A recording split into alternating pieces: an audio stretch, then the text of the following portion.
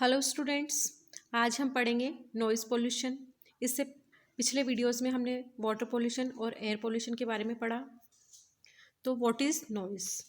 Sound that which is unwanted and disturbs one's quality of life is known as noise. Normal sound becomes undesirable when it disturbs our normal activities such as working, sleeping, and during conversation. World Health Organization stated that noise must be recognized as a major threat to human well-being. ध्वनि ऊर्जा का एक महत्वपूर्ण प्रतिरूप है जिससे सभी पढ़े लिखे सुपरिचित हैं। वायु का इससे सीधा संबंध है। ध्वनि हेतु वायु माध्यम की भूमिका निभाती है। भारहीनता या भार विहीनता इसका प्रमुख लक्षण है। जीवों में इससे संबंधित एक विशिष्ट अंग का विकास हुआ है जो कि श्रवणेंद्रिय कहलाता है। Types of noise. तो टाइप्स ऑफ नॉइज़ में हम देखते हैं एक्सटर्नल नॉइज़ और इंटरनल नॉइज़। एक्सटर्नल नॉइज़ के अंतर्गत हम पढ़ेंगे atmospheric noise, extra terrestrial noise, industrial noise, man made noise. Internal noise के अंतर्गत आते हैं thermal noise, short noise, transit time noise, miscellaneous noise. Sources of noise pollution. These are the main source of noise pollution. First one, household sources, social events, commercial and industrial activities, transportation. तो ध्वनि प्रदूषण का प्रमुख कारण बढ़ते औद्योगिकरण, आधुनिकीकरण एवं तीव्रता से विकसित हो रही आरामदायक संस्कृति है।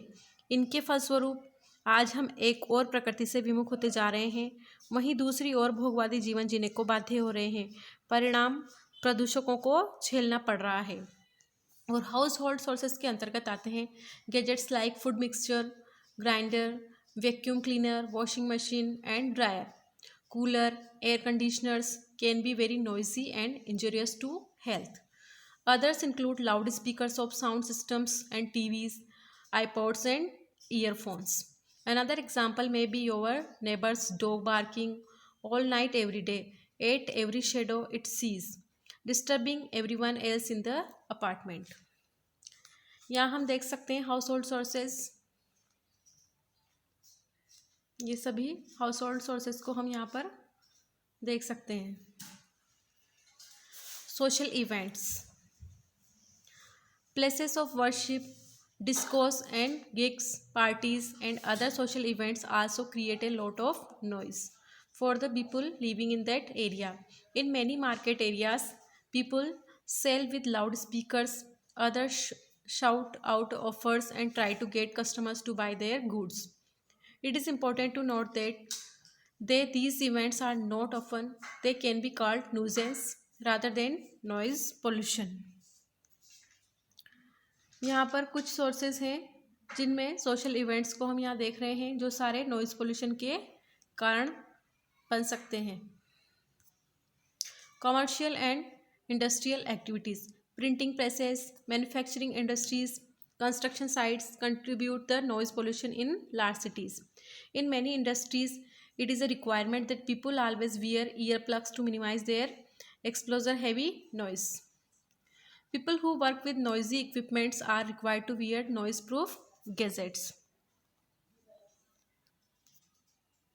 ट्रांसपोर्टेशन, वर्तमान में 2 पहिया, 3 पहिया एवं 4 पहिए वाले वाहनों जैसे mopeds, scooters, motorcycles, auto rickshaw, tempo, जीपें, ट्रैक्टर्स, बसें, ट्रकें, डंपर्स, वायुयानों, जेट यानों, सुपरसोनिक यानों आदि की संख्या बढ़ने के साथ ही उनके तीव्र आवागमन में भी वृद्धि हुई है। परिणाम स्वरूप उनसे उत्पन्न होने वाली आवाज़ों तथा आवाज़ों के घेरों में वृद्धि हुई है। मोटरबोट, जलयान, लाउड स्पीकर्स, फैक्ट्रियाँ, कल कारखाने, यहाँ तक कि घरेलू उपकरण जो हमने पिछले स्लाइड्स में देखा, वो संसाधनों तथा पाश्चात्य संगीत तक आवाज़ ध्वनि प्रदूषक के जनक बन गए हैं। Noise levels, types of the vehicle और नॉइज़ लेवल।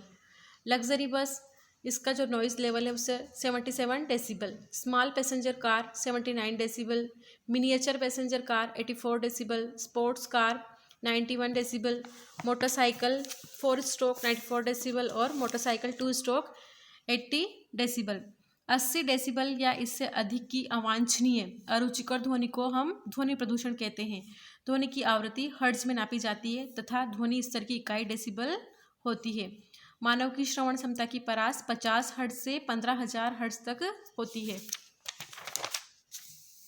सामान्य वार्तालाप में 60 डेसिबल ध्वनि, जोर से किए गए वार्तालाप में 70 डेसिबल की ध्वनि, स्कूटर से 80 डेसिबल, ट्रक या बस से 90 डेसिबल, जेट वायुयान से 150 डेसिबल तथा रॉकेट से 180 डेसिबल की ध्वनि उत्पन्न होती है।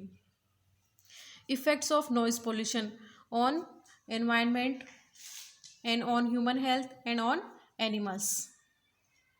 तो on humans, noise pollution is the reason for cause of nervous disorder, headache, high blood pressure and short memory, depression and fatigue which considerably reduces the efficiency of a person, frustration and difficulty in concentration, disturbance of rest, physical and mental fatigue.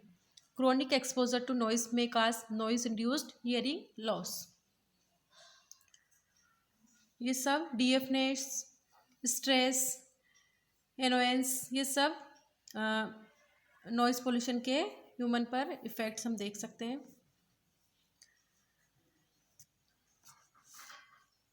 Noise pollution के कारण stroke, asthma, cancer, coughing and wheezing, bronchitis, reduced lung development, high blood pressure, arteriosclerosis और heart attack जैसी diseases हो जाती हैं।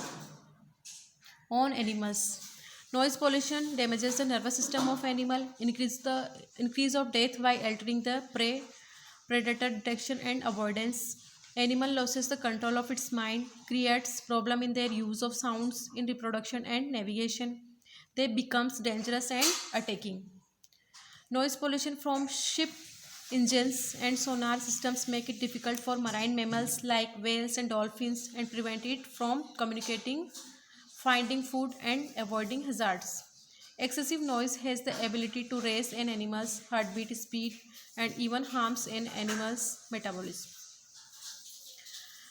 Noise pollution के environment पे effect हम देखें तो noise also has detrimental effects on the growth of some plants, birds as well rely on hearing to help find them to prey, hence they are seriously disadvantaged by noise.